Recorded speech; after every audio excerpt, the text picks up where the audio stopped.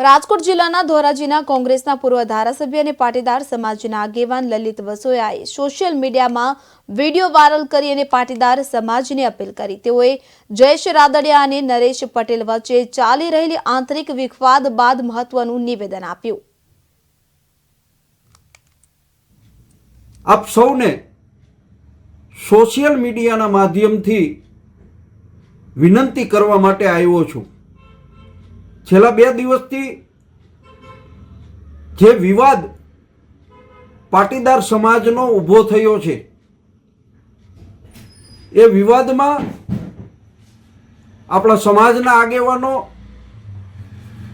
જે રીતે આ પ્રશ્નનો ઉકેલ આવતો હોય છે એ પ્રશ્નનો ઉકેલ લઈ આવશે, પરંતુ અત્યારે સમાજના ભાઈઓ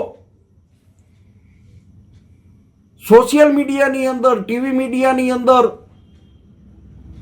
એકબીજાની તરફેણો કરી અને જે રીતે પાટીદાર સમાજની પાઘડી ઉછાળી રહ્યા છે એને કારણે મિત્રો પાટીદાર સમાજની આબરૂને કલંક લાગે છે।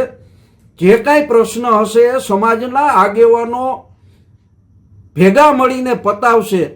આજે નહીં તો કાલે એ પ્રશ્ન પતવાનો છે।